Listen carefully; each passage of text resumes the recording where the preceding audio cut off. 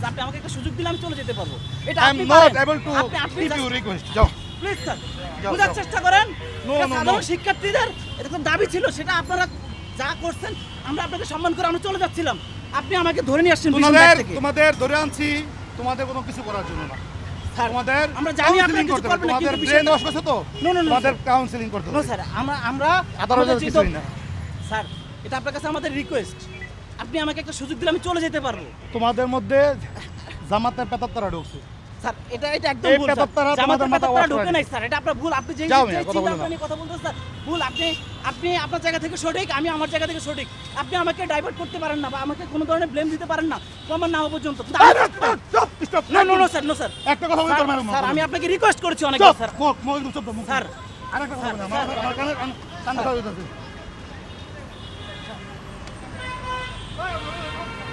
মাথা কান বড় করা হয়েছে, কথা বলতে বলতে। কানটা মাথায় উঠে বসেছে। কিচ্ছু করতে হবে না। ইমরুল স্যার যেই জায়গায় কথা দিচ্ছে তার উপর তার কথা হয় আমরা না। তো চলে যাচ্ছিলাম স্যার, আপনি দেখছেন আপনাকে আমি আমরা চলে যাচ্ছি। ছেড়ে দিবে এটা ঠিক আছে, কিন্তু স্যার এই মুহূর্তে যে আপনি ধরে নিয়ে যাচ্ছেন স্যার, এটা একটা পরিস্থিতি যে করতেছেন স্যার, এটার জন্য আপনি যতটা ভালো মনের অধিকারী বা ইয়ে প্রকাশ করতেছেন ঠিক সেইভাবে কিন্তু আমি আপনাকে অ্যাপ্রোচ করতেছি না, আমি রিকোয়েস্ট করতেছি।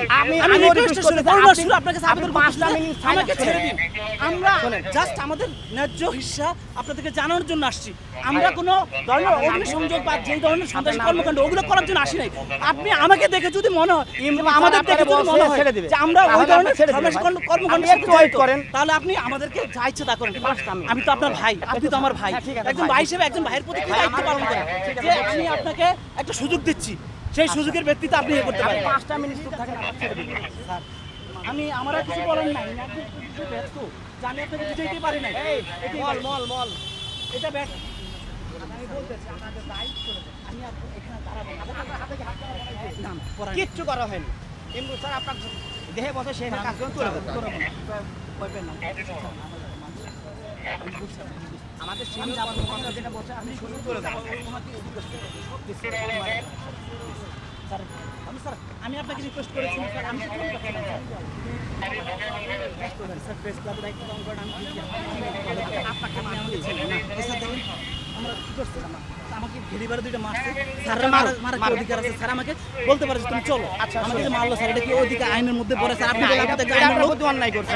আপনি একজন আইনের লোক, আমাকে যে মারলো সেই সেটা কি আইন বহির্ভূত না আইন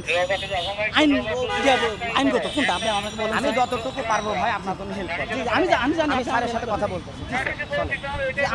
আপাতত আমাদের ডেস্টিনেশন হয়তো বা এখানে যাই, কি বলে সেটা শুধু শুনবি। আমরা চলে যাবো, আমি কথা দিচ্ছি। বলবেন যে আমি আর আসবো না। হ্যাঁ আমি আমি আসলে জীবনটা তো অনেক দামি, তাই না? আমার জীবনটা দামি। আপনার উপর আপনার পিতা মাতা নির্ভর করতেছে, পরিবার নির্ভর করতেছে। কিন্তু স্যার এখন আপনি আটক হয়ে গেলেন, স্যার শুনছেন স্যার, আমার যে ভাইয়েরা বোনের মারা গেছে স্যার, দেশে দায়িত্ব ছিল বিশৃঙ্খলা না করে স্যার, লাভ কি ভাই? ওর দায়িত্ব ছিল না স্যার। শোনেন, যারা আমি মারা বলি। গেছে তারাও তো শোনেন। আপনার মতো, আপনার সন্তান, আপনার ভাই। ওদের ব্যবস্থা তো প্রধানমন্ত্রী নিচ্ছে ভাই, প্রধানমন্ত্রী অলরেডি অনুদান দিচ্ছে। আমরা তো আরো যে মারা গেছে সে তো আর ফিরে আসবে না। ক্যাম্পাসগুলোতে কেন প্রশাসন এখন আপনাদের প্রশাসন সব করে দেবে। আপনাদের ক্যাম্পাসে আপনাদেরই থাকবে। আপনারা তো আমাদের প্রটেক্ট করেন, আমরা প্রটেক্ট করলে